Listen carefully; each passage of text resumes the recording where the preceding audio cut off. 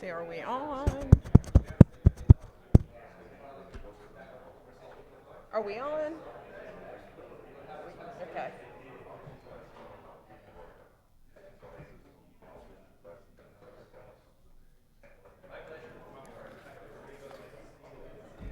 Good? Okay. Good morning, everyone. Good morning. Good morning.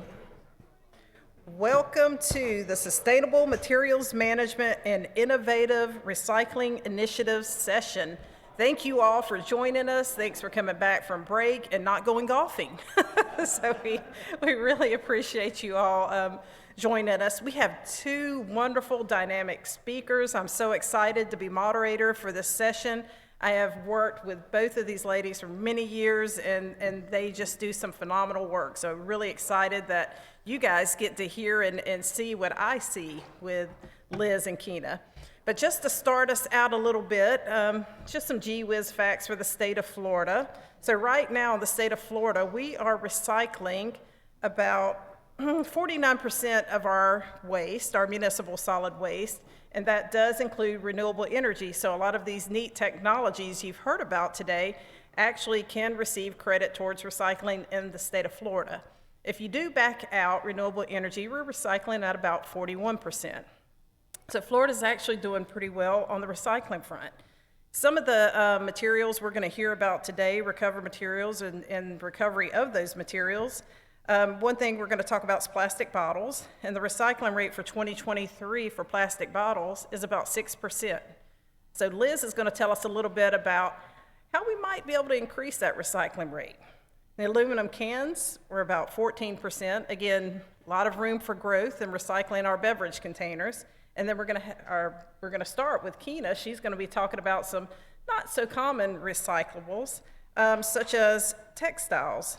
For 2023, we were recycling about 5% of our textiles. Again, much room for growth. And then food waste diversion is only about 3% for 2023 in the state of Florida. So again, excited to hear about the many programs and projects that are happening. And with that, I'm going to introduce Keyna Cory with the Florida Recycling Partnership Foundation.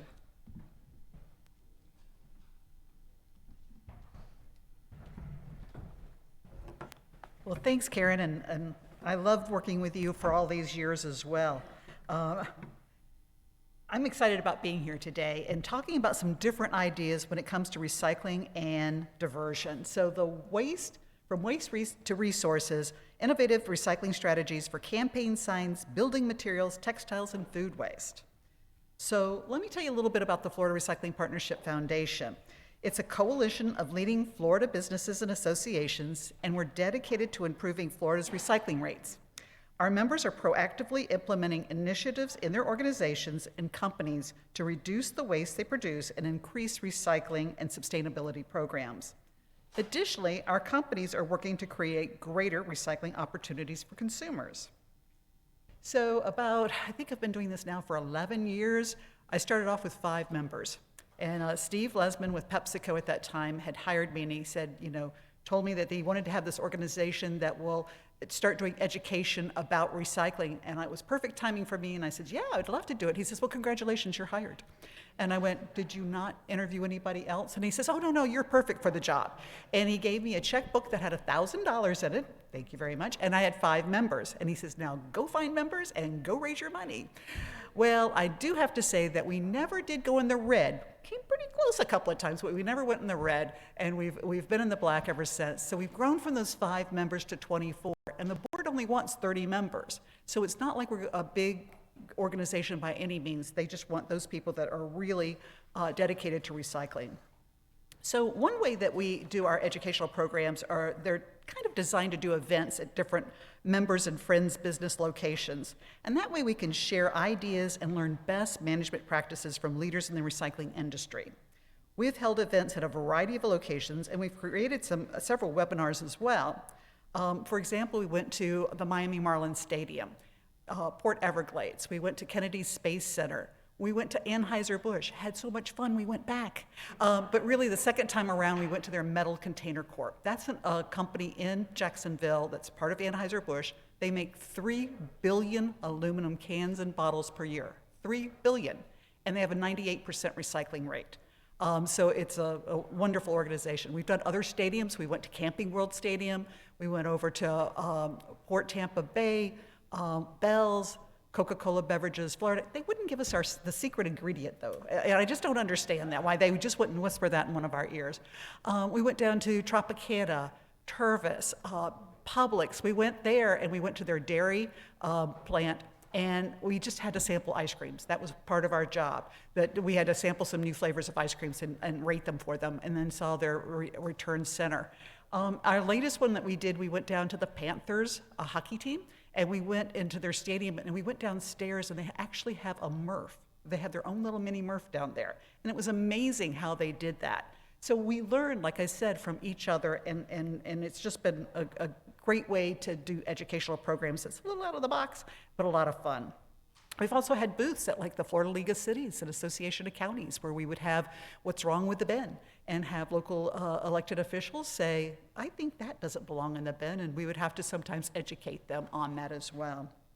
So the one event that we do every single year is with the Department of Environmental Protection, where we host Florida Recycles Day. So last November the 15th, we held an event at the University of South Florida, Patel College for Global Sustainability, and our panelists discussed a variety of issues. For example, Hannah, is it Sackles? Is that the way we pronounce it? Sackles, I did it right, yay. From University of Florida, gave an update about the latest study that DEP is doing about landfill capacity. Mike DeClerc from WM, and remember, you have to call it WM. If you call it waste management, you have to put $1 in the swear jar. So just make sure that you always say WM. They talked about recycling infrastructure and what's going on in the Southeast. Our SWIC's own Gene Jones talked about current recycling markets. And Karen Moore explained the new Take Charge Florida program that's about proper battery disposal. And that's a great program. Make sure that you look that up on their website. And then we had this one session that kind of stuck with me in a little bit different way, because it's from Waste to Resources, Innovative Recycling Strategies for Campaign Signs, Building Materials, Textiles, and Food Waste. So when people start thinking about recycling, they really think about those plastic cans, plastic bottles and jugs, aluminum and steel cans, paper and cardboard. But more materials are getting a new life in very unique ways. That's why I thought this session would be a perfect session for the Southeastern Recycling Conference, so that we can give you some examples of how people are thinking outside the box, or outside the recycling bin, shall we say. So let's flash back to summer and fall of 2024. Anyone not remembering the hours and hours and hours of campaign commercials and ads? Well, Florida held primary elections in August and the general election in November. In Florida, there were elections for president, U.S. Senator, Congress. We have 28 congressional seats. House of Representatives, Florida House of Representatives, there's 20 there. All of them were up.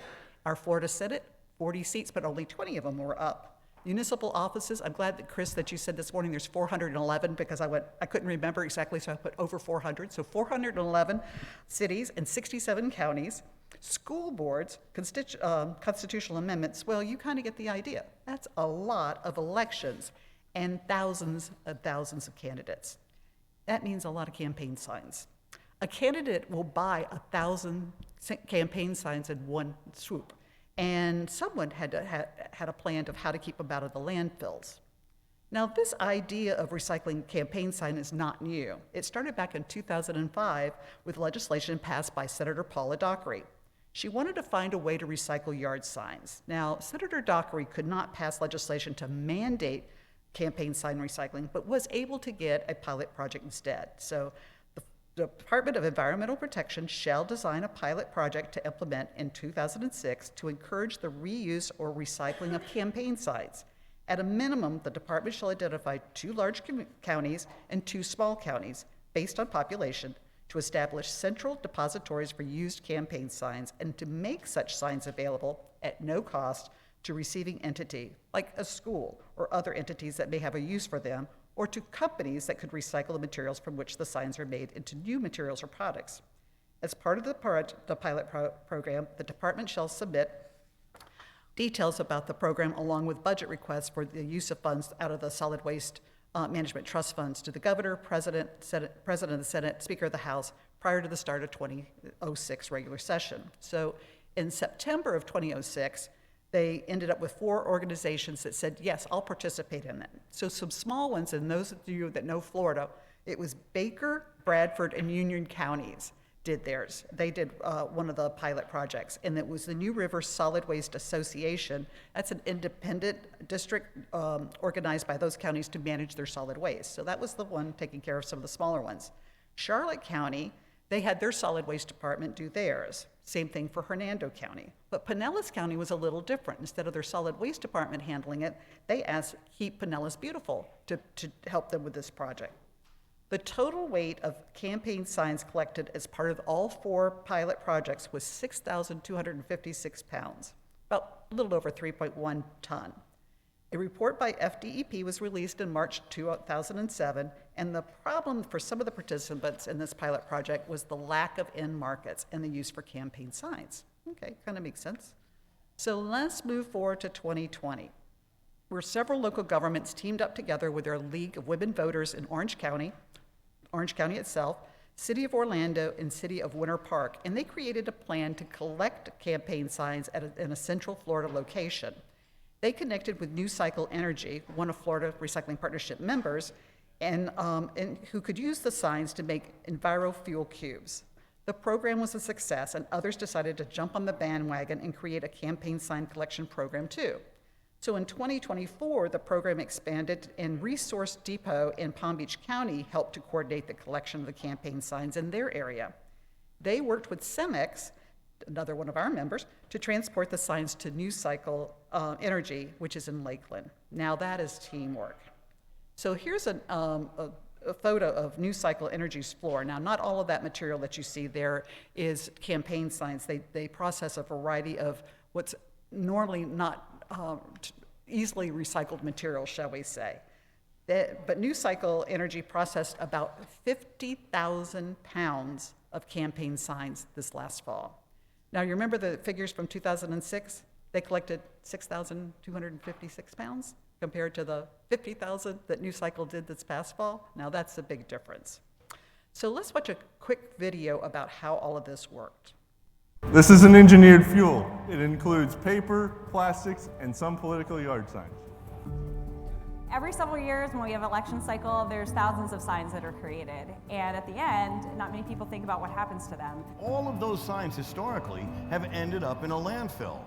We came to understand that we could actually divert those signs away from the landfill, bring them into our plant, and have them end up as a fossil fuel replacement. Our role at Resource Depot with this initiative was really to be the mouthpiece. So we encouraged them to bring them here so that they could be loaded up and transported to New Cycle.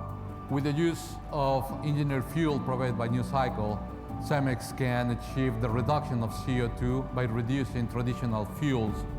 We consider ourselves to be a dual-edged sustainability initiative, where each side of that scale, the avoidance of the landfill and the replacement of the fossil fuels, are equally impactful and of value to society.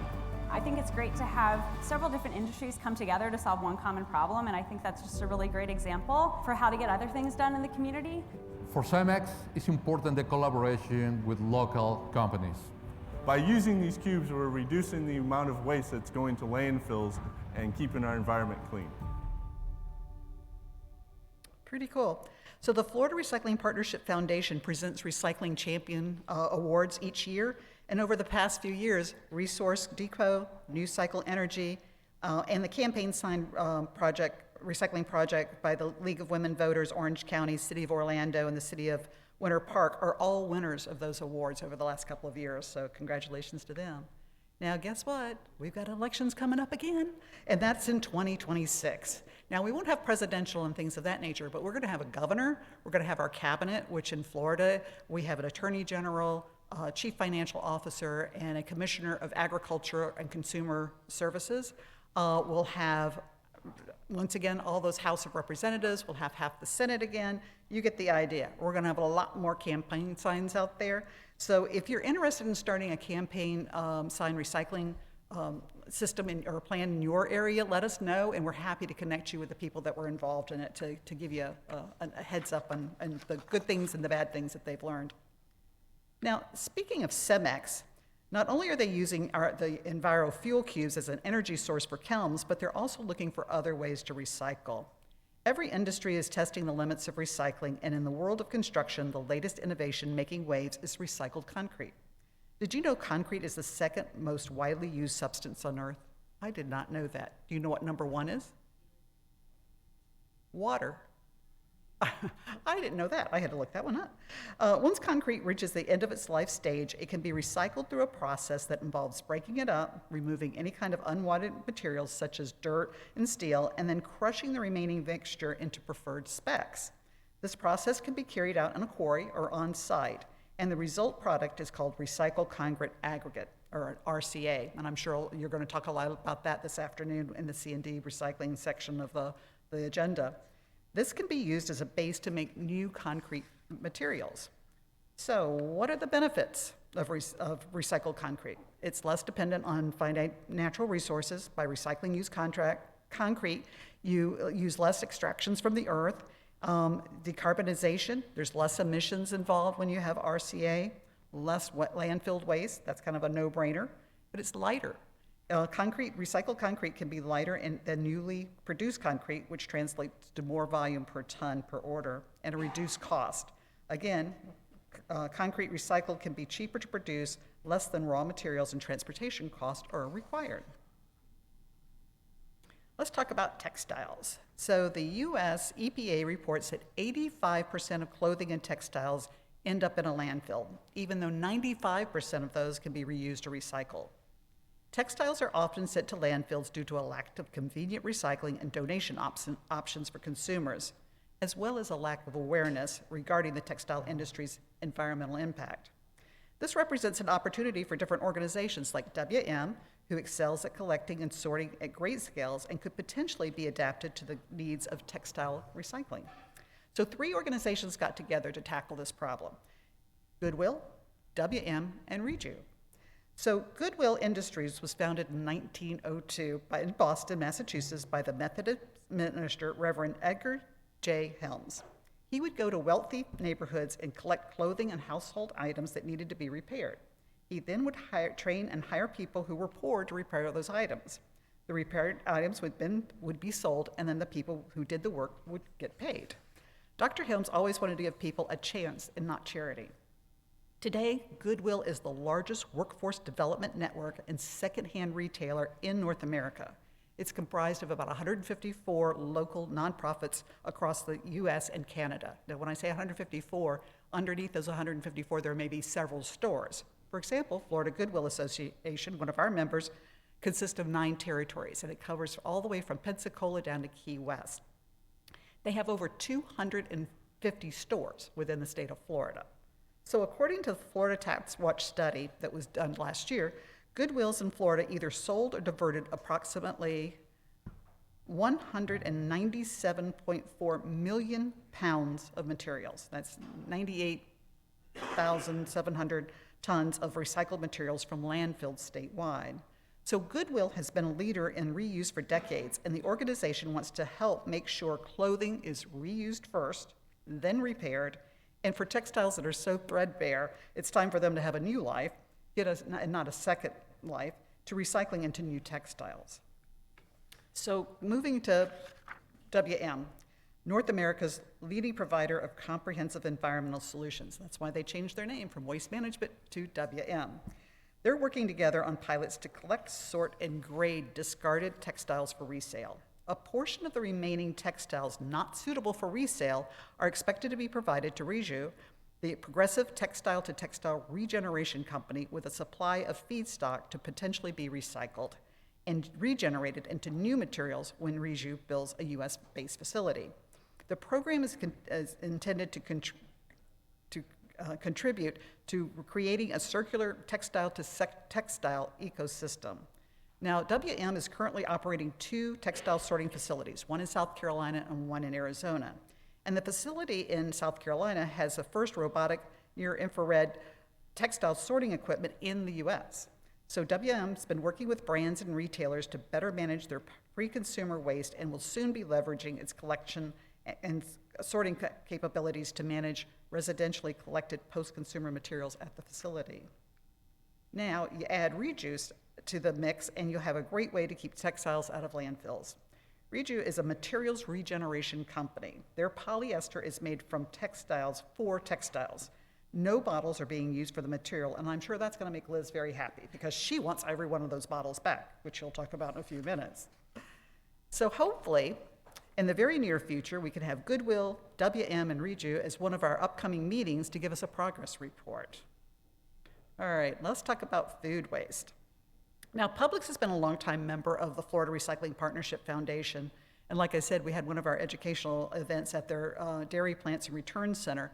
You know, when you walk up to Publix and you see those 3 bins out there, those things, they're emptied, they're taken to this return center, and they're baled and then shipped off to different recyclers. And it's just fascinating to see their whole operation.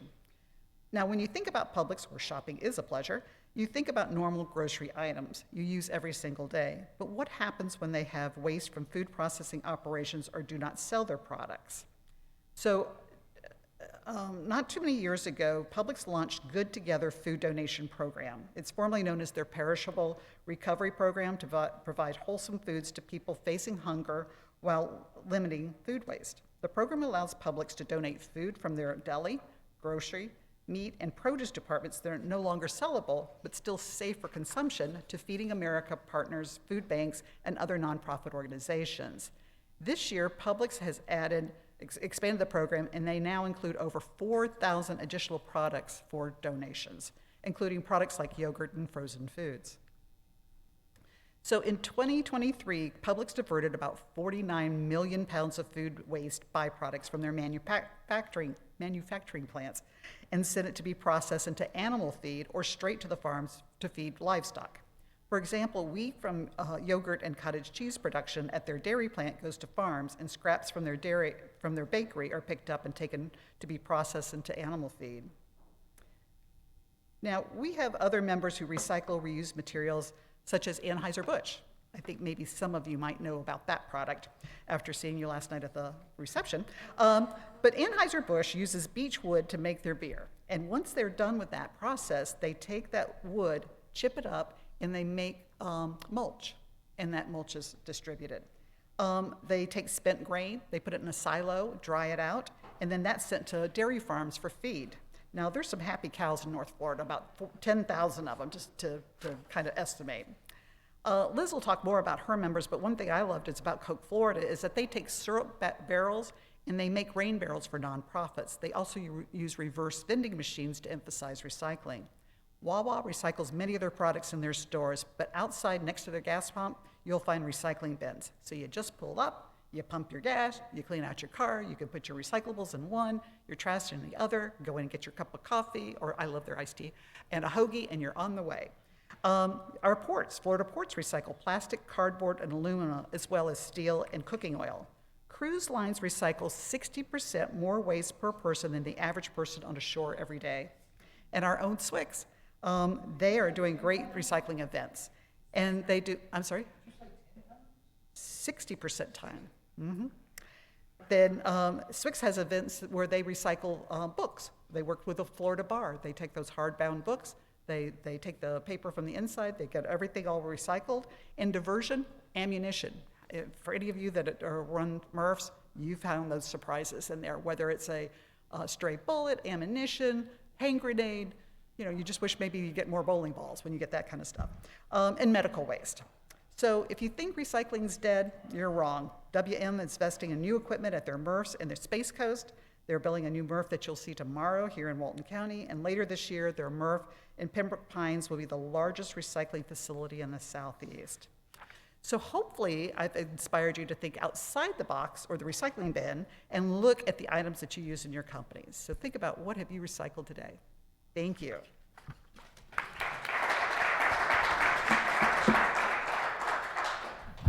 So do we have questions for Keyna?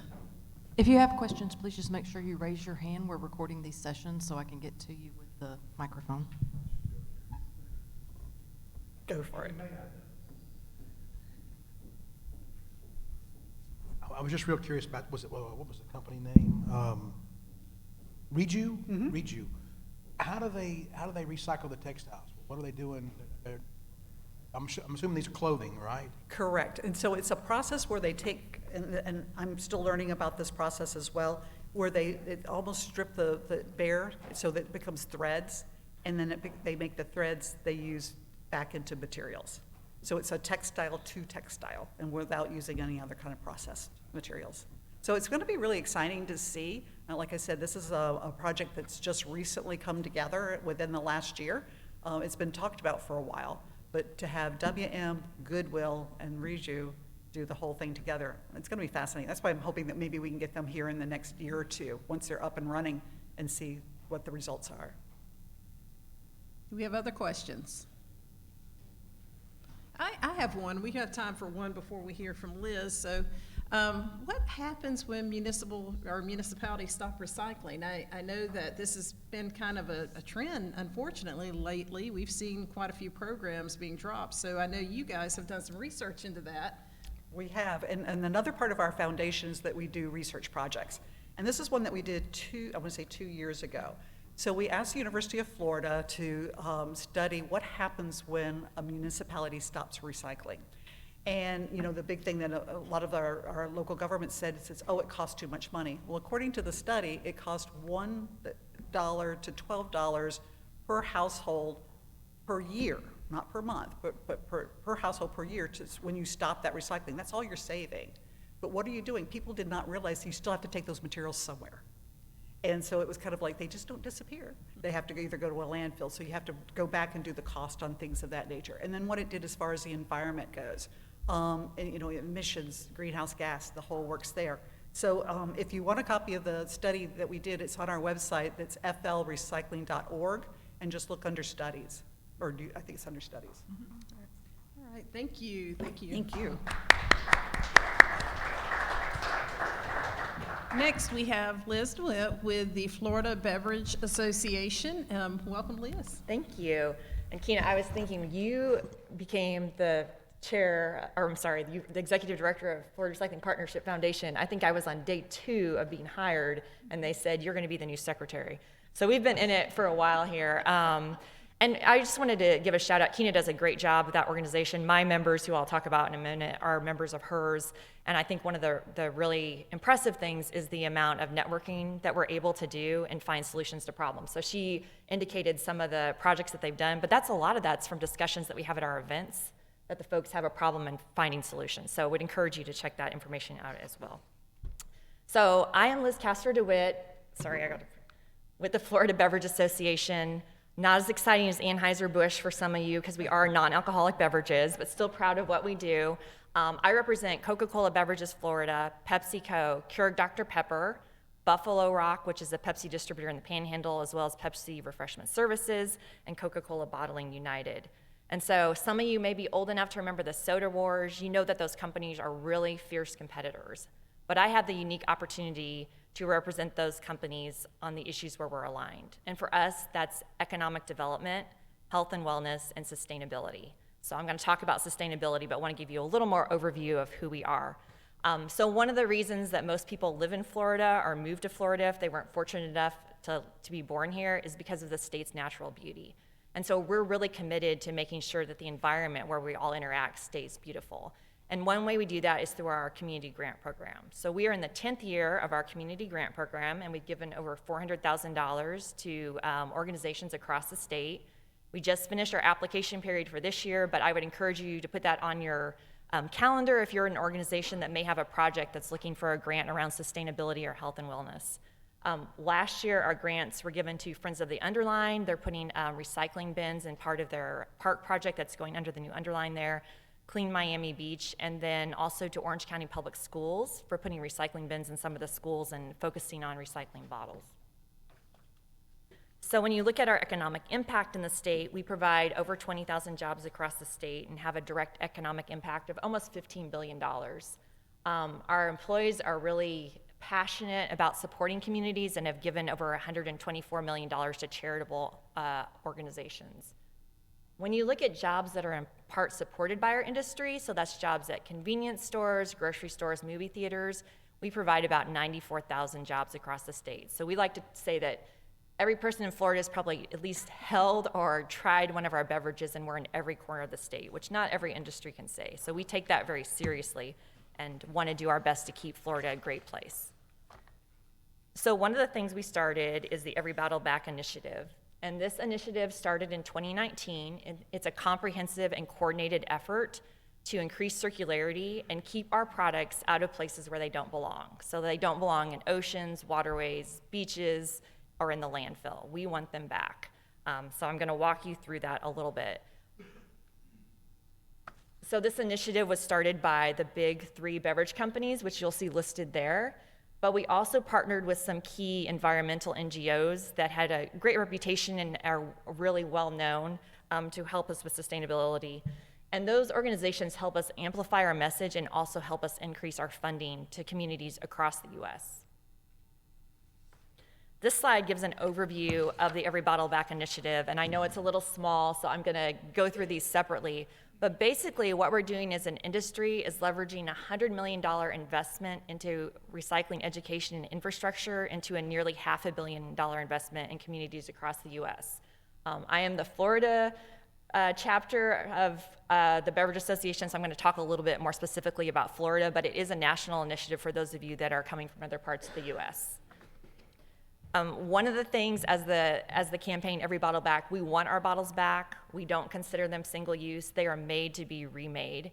We actually worked with engineers at the MRFs to make sure they're fully recyclable, including the caps. So please keep those caps on. If you take them off, they can actually get stuck in the machinery at the recycling facility and jam things up. So there's still a lot of confusion around that, but we want people to know that our bottles are 100% recyclable. We use PET, which is plastic number 1, because it's lightweight, it's highly valuable, and it's strong. And for us, that also helps us keep the flavor profile of our drinks. So you know, Keyna mentioned the proprietariness of having the beverages, and we want to make sure that our flavor profile stays the same as it's shipped to different places across the state or across the US. So that's one of the reasons we use PET. PET is the most recyclable and recycled plastic in the US, which is another reason we use it. And it also, using recycled PET reduces the environmental impact.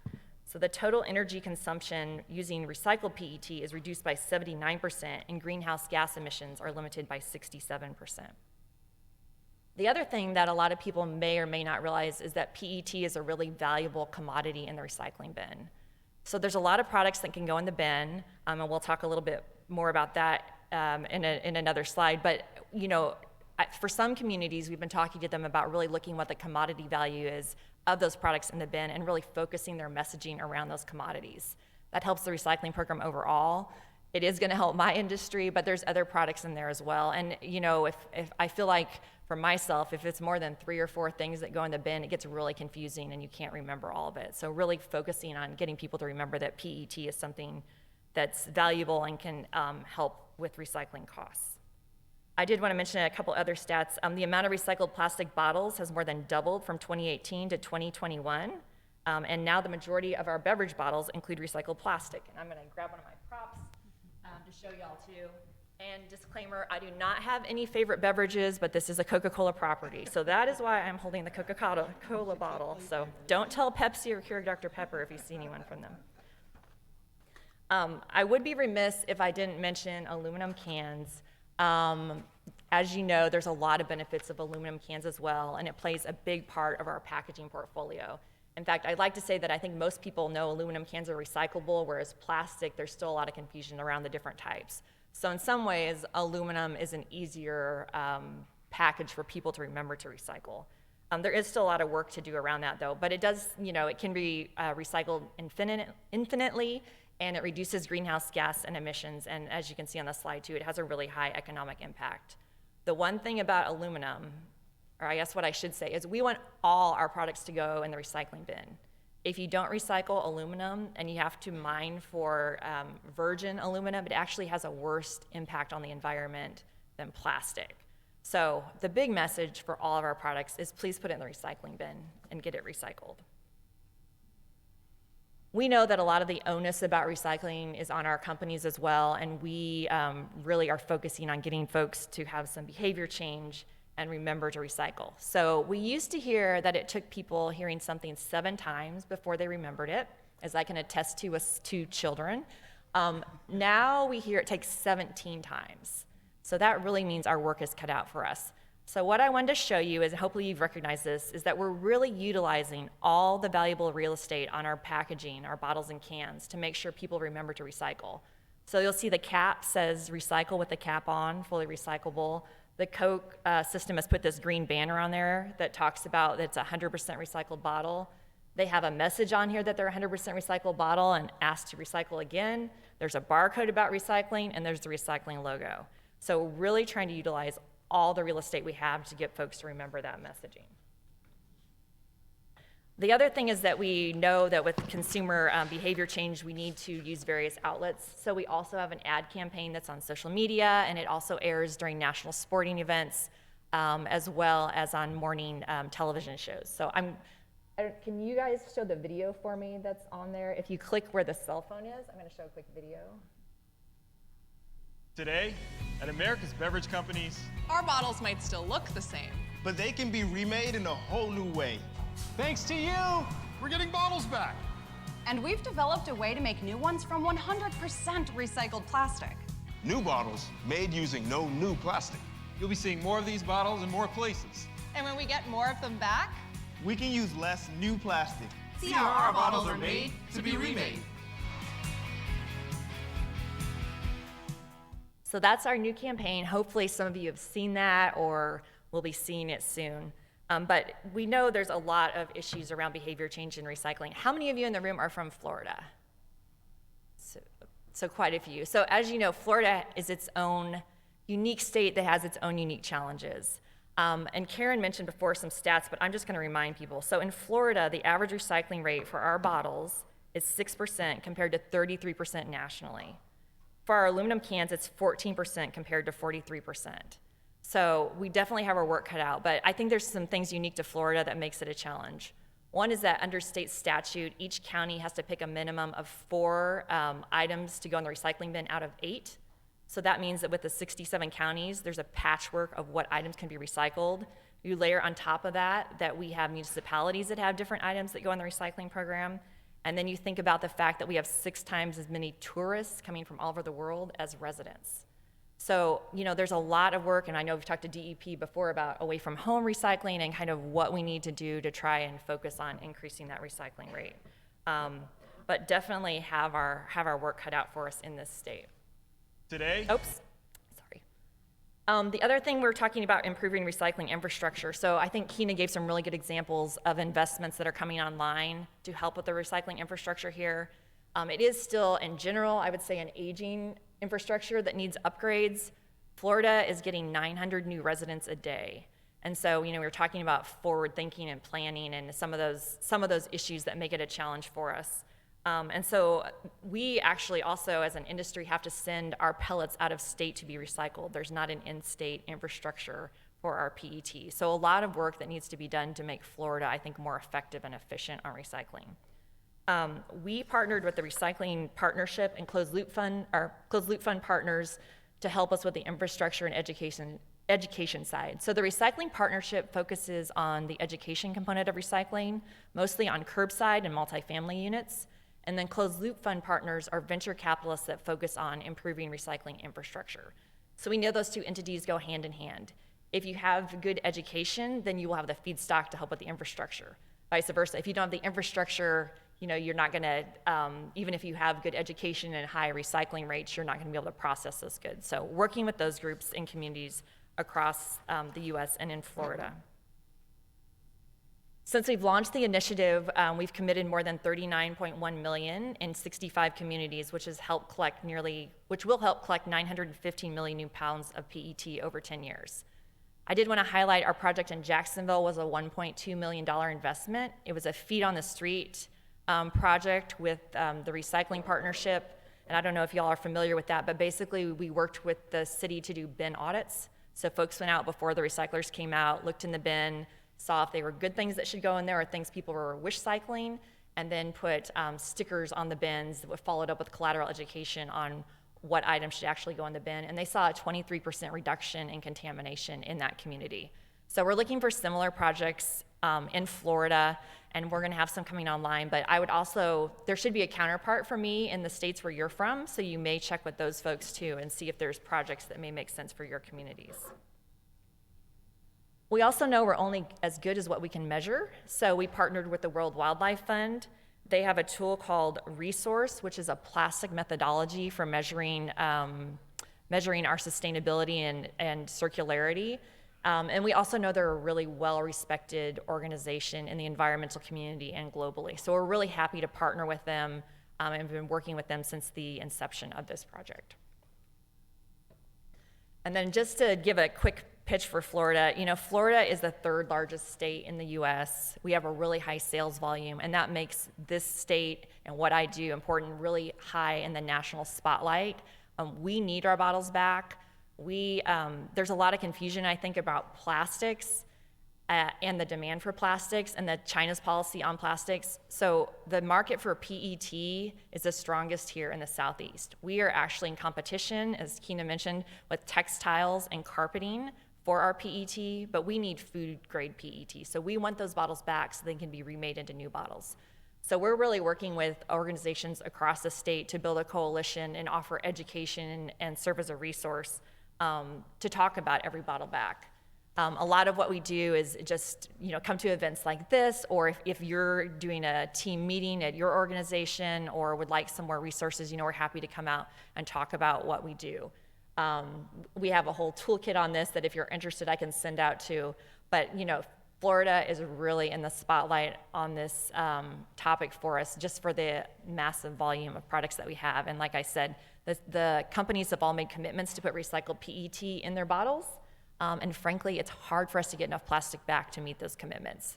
So having a good presence and improving recycling in Florida and working with partners like DEP and Florida Recycling Partnership Foundation and y'all in the room is really key for us to help achieve those goals. And so that concludes my presentation, but just wanted to say, we are really committed as an industry to serving our communities. Our employees love working here. We say Florida's a great place to live, work, and play, and we want to keep it that way. And so we would welcome the opportunity to talk with any of you around opportunities to improve recycling in your communities. Thank you.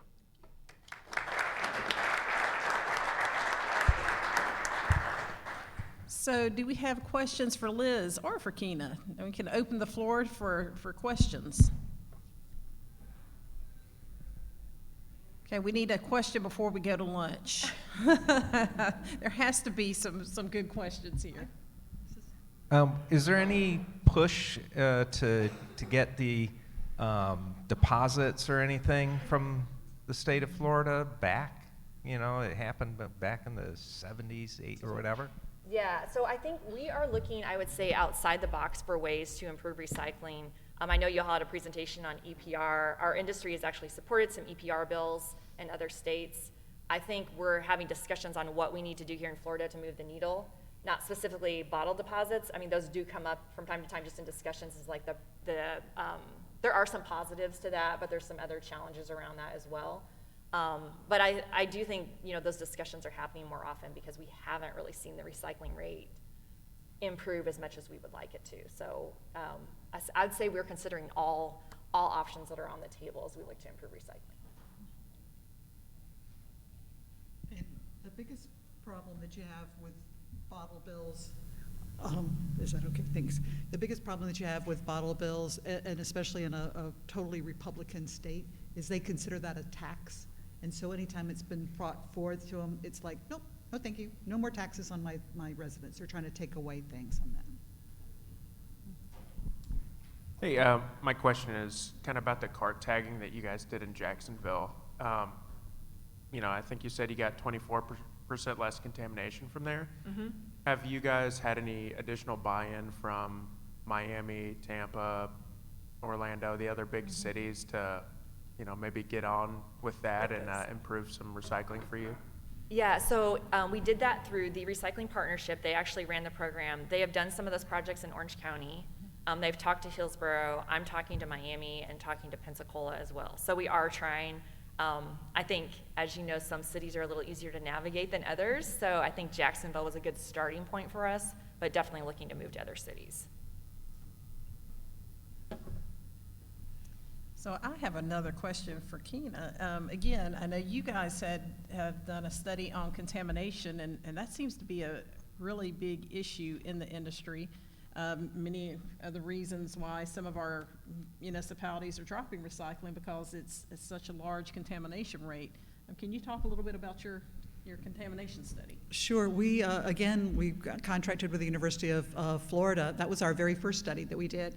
And because I was standing in the Florida League of Cities booth talking to elected officials about, what goes into the bin. And I says, oh, you don't want to put these bad things in the bin because that's contamination. And I got, oh, Keyna, I would never put hazardous material in there. And I went, okay, we might need to turn that phrase around a little bit.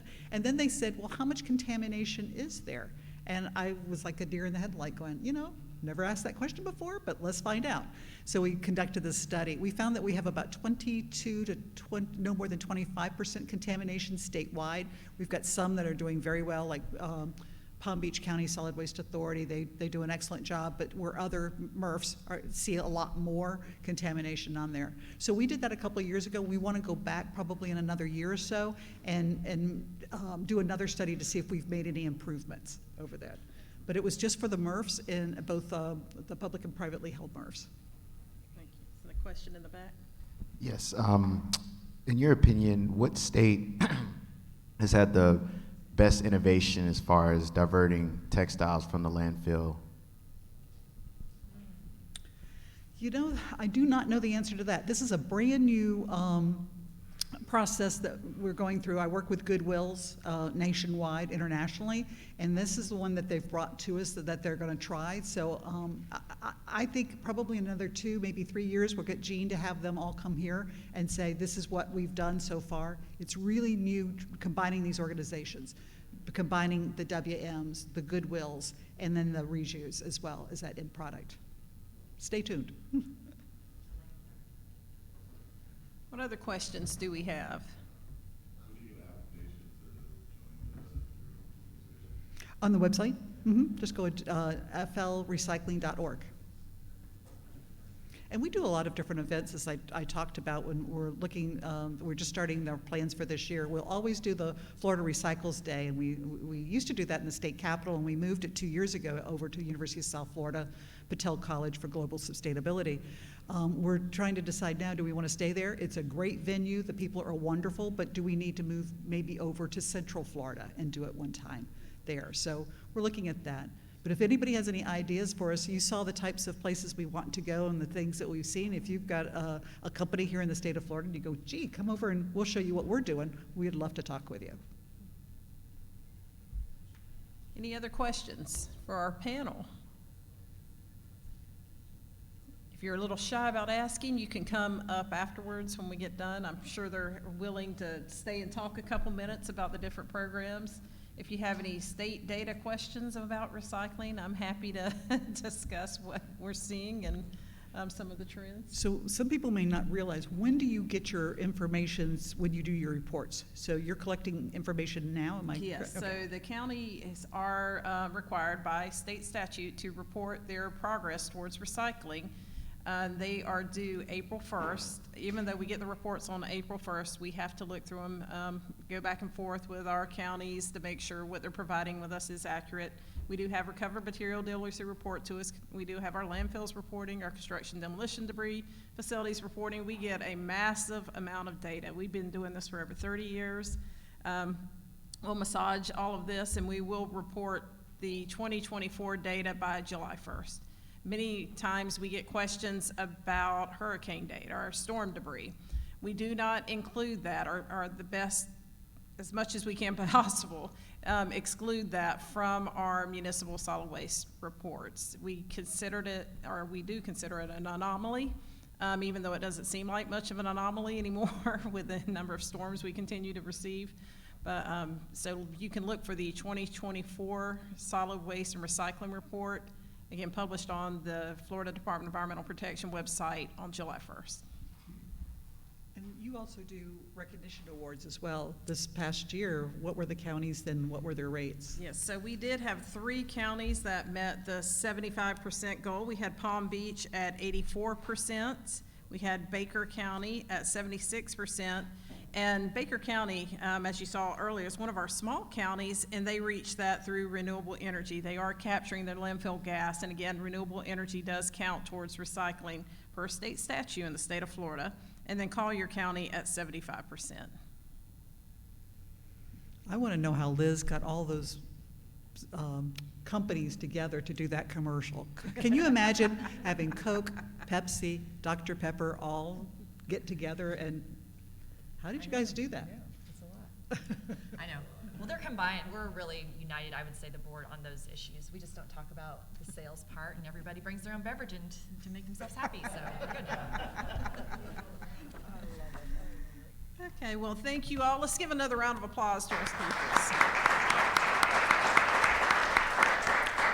And if I could, we're going to break for lunch. We'll be back here at 12:30, and then we're going to wrap up with our last session on C&D recycling. Awesome. Thank you, guys. Good job.